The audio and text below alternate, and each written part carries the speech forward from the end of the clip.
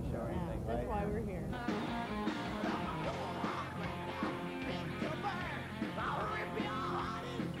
What do you think of Houston? Houston is a pretty wild town. We try to, like, you know, extend our trip. Whenever we come to Texas, we like hanging in Texas. What's your favorite city? Probably one of my favorite cities is New Orleans. In America, anyway. It's a really strange place. I don't think there's, like, another city in the world like New Orleans.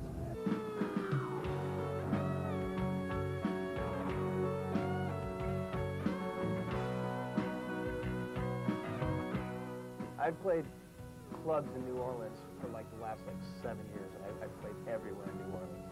Every time I played there, we've made that joke. Oh yeah, we're playing the Superdome. And then when we just drove in to play it, it's like we're looking at it, we really are playing it.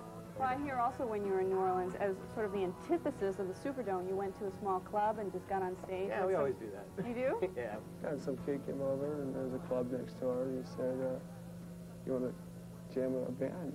I'm like, yeah, great. I don't love sitting around my hotel room doing nothing. If I was going to pick something to spend my time with that I like doing, it would be playing. So. Do you miss playing smaller places? No, because I do it all the time now. Right. I mean,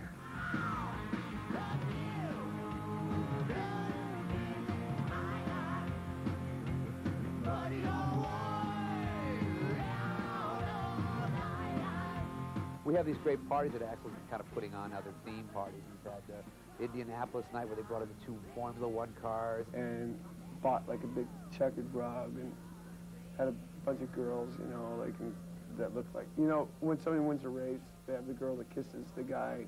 Is this the room where it would be? No. No, okay. I think the theme party would be, where is it?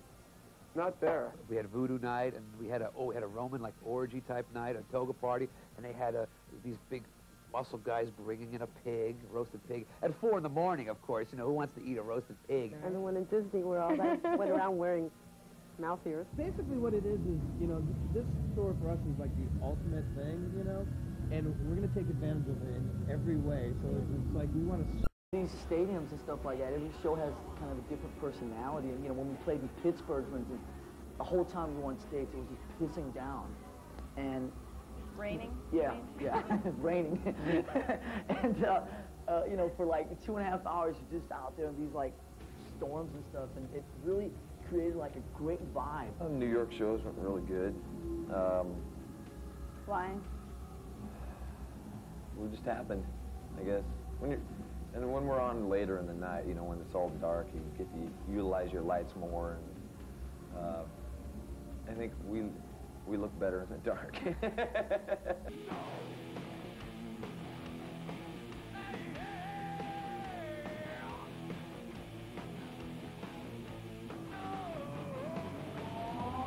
You mentioned Giant Stadium. The first night was a really good show. Was that because the fans were nuts? Was that because they weren't nuts. You know, there was just more energy coming off of them, and I think a lot of it to do is with Babs and Mike Monroe were standing on the side of the stage, and that made me really happy. And it was just like, you know, just go off. I was really happy that they were there. Who's Baz? Sebastian. Sebastian. Yeah. Okay. And Mike Monroe, and that just made me like just work harder. I really liked that.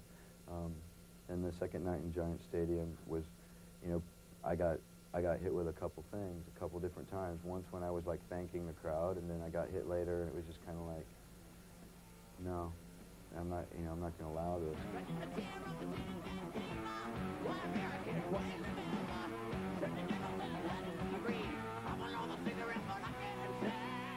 Seems like Guns N' Roses have packed a whole career of controversy into just one tour. The Guns N' Roses Metallica shows have not gone off without a hitch.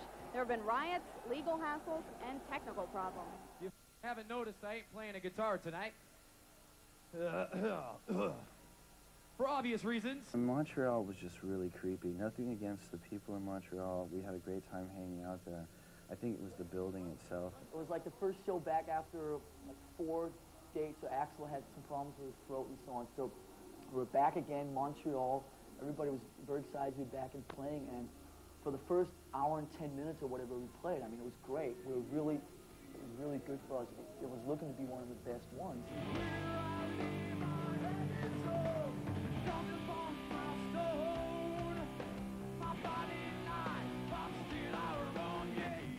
basically our pyro guy will come in and say, you know, if something's going to be changed.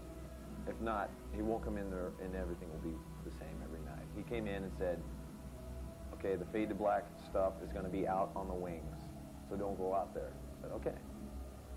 But he didn't specify that it was in addition to what's already there. So I walked from the wings right onto where one of them was and just... The last couple seconds before the cue, I knew it was just eerie. I could just tell that he shouldn't be standing where he was standing. And then the flame from hell just comes, like moving down the stage, 8 feet tall, and just completely engulfs him. We got a friend of ours, brought him out from a band called Metal Church. He's filling in for us. I want you to give Mr. John Marshall a hand over here. All right.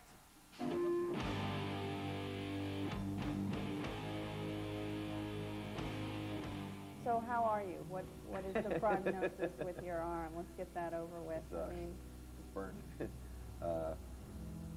Well, it was minor second degree, most of this arm, a little on the back of this one. But the back of the hand is where it was the worst. And right here is, okay, that's where my wristband was. So, am I right here? Should have had a longer wristband.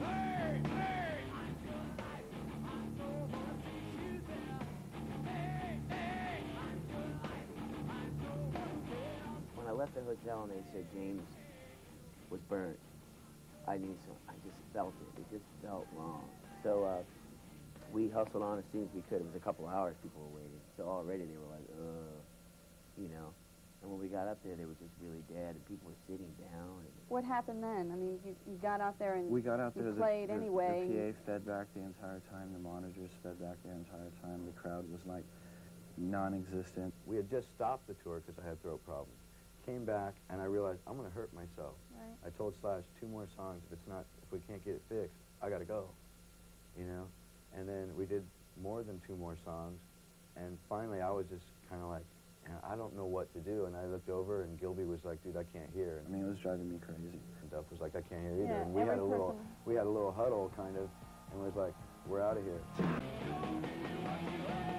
At this point, we've been through so much, and I've gotten to the point where I just look at life and just go, you take the good with the bad and just deal with it instead of stressing. You know, I mean, obviously there's a lot of stress all the time anyway, but I try and control it as much as possible.